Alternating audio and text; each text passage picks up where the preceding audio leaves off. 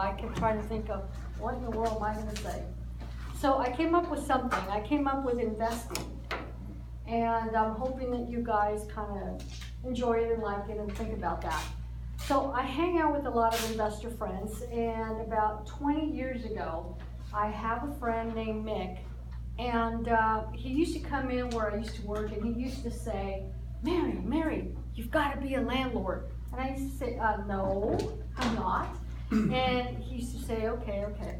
So here we go, fast forward, 15 years later, and my husband and I think, well, we should do some kind of investing. So I went to one of the clubs here in Corona, and guess who I bump into? Mick. And so Mick goes, hey, how you doing? And I said, oh, pretty good. He goes, I now own 50-some houses, and I've got a pretty good income every month. I went, oh, shoot. He goes, well, how many do you own? And I went, just the one I live in. So I decided to start joining Mick and his friends and getting familiar with what's going on. And I first started going, okay, well, Mick goes into oil wells. So I started investing in oil wells. And I already invested in stock, but I started investing in what he invested. And today, the oil wells make me like $5 every half a year or so, not much, but it's a good write-off. And the stock market, well, I lost $35,000 when the stock market crashed in 2008. So I went, okay, now I've learned something here. I'm not going to go into anything I know nothing about and I have no control. So I decided to go into houses because I like houses. So I started looking into actually tax liens. Nah, don't like tax liens. And then I thought, well, maybe notes. No, not notes.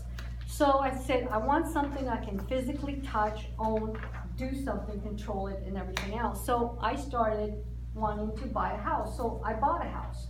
My husband and I bought a house. And but before that, there's three kinds of investors for real estate.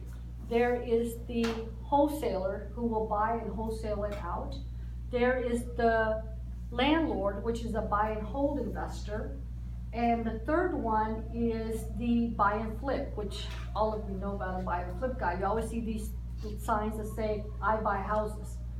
So we'll talk about the three and see what you guys think and which one might be something you might want to do. And you know a lot about every one of them. You're a broker. So the first one is the flipper. The flipper likes to buy cheap houses. And he buys them, repairs them, and retails them. So he needs to be able to buy them really cheap. And I have an example here of how he can do that. So for example, he normally looks at a house that, let's say, what is it valued at if it's repaired really, really super good. So let's say repaired value is $450,000. And he goes through the house and realizes the house has about $40,000 in repairs. So he deducts that, and then he looks at, well, I've got to buy it now and then sell it again and pay a commission to a realtor office. So that's minus $45,000, which is about 10%. And then he's going to look at what kind of a profit do I want to make. So let's say he wants to make about $80,000 profit. That's about 18%. So the house he buys can't cost more than $275,000. So you're thinking, who in the world would sell a $450,000 house for $275,000? So these guys, these flippers, look for ugly, ugly houses. You see them in almost every neighborhood. They look bad, some are boarded, some look like they're falling apart. You also look for motivated sellers. Maybe this seller has had a family relative, maybe the daughter and the deadbeat husband, who haven't paid a dime in rent in a couple of years. So that's a motivated seller. That is a guy who buys and flips. Does everybody kind of get that? Pretty easy? Okay. So where do you get the money to buy and flip? You can get the money from a hard money lender, which is kind of like in a way a loan shark, right? Or you can get it from family and relatives, or you can get it yourself because you have it. Okay? So that's a buy and flip. Another kind of guy is the buy and wholesale. The buy and wholesale guy considers all this as well, but the buy and wholesale guy is going to look at the repair value. And he's going to say, okay, I bought it, I'm gonna put it in escrow, but I'm not gonna make all the repairs and everything. I'm gonna turn around and sell it to this guy over here who wants to keep it or flip it. What he gets is a finder's fee. And normally the finder's fee depends on the person. I have a friend that gets about $20,000 in finder fees. So imagine getting $20,000 when all you have to do is buy the house and flip it. And wholesale it out to someone else. The other guy's the one who has to worry about the repairs, the fees, and everything else. That's another way of making money. So you figure if you do 5 of those a year and you make $20,000, that's $100,000 income on only finding 5 houses a year. And by the way, the flipper, if he's making $80,000 per house or less, and he does only 4 houses a year, one every 3 to 4 months, he's making in the $300,000 range, right? Can you guys find a house once every 3 months? Think about that. The last guy is a buy and hold guy, and that is what we call the landlord. The landlord will look for houses anywhere, buying from investors, going directly to sellers, buying from a realtor, buying from anywhere he can buy. He buys it even directly from a seller, but he buys it cheap. He not only looks at buying it cheap, he also looks at how much the rent's gonna be for in that neighborhood, because he's gonna keep it for a while. The cheaper the better, and the more rents he can get, the better. They also look at neighborhoods.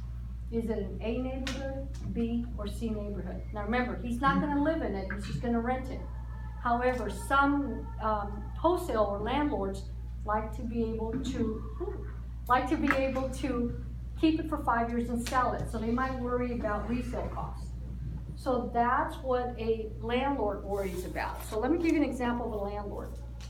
My husband and I bought a house in 2009 for $59,000 cash. We put $13,000 in repairs, so we had a value, cash out value of $72,000. A couple years later, we went to the bank and said, we own a free and clear house. We want to get money out of it. So they gave us $70,000. So how much do I really have into that house? Okay. Now the rents in that house are $950 a month. The mortgage on the $70,000 loan is $344.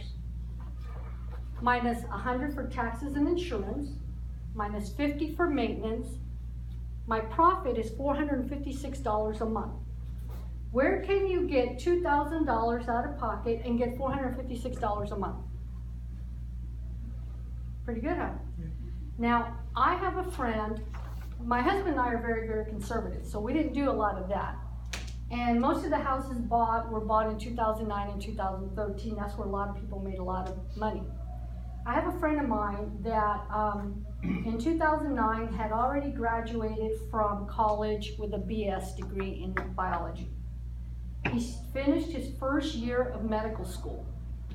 He went to his dad and said, I want to take a year off of medical school and start investing. And the dad went, okay. Not really liking it, but he went ahead and let his son do what he wanted to do. So the son goes out and starts to invest, and the father helped him out with the initial monies to buy houses.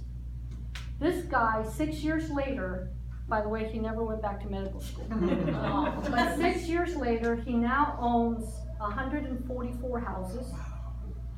And if he nets $456 per house, how much money per month is the guy making? And this guy, when you look at him, he doesn't look any older than this one right here. That's young. Is his dad that said he quit medical school? Nah, he paid his dad off with houses. His dad now has some houses as well. Thank you guys.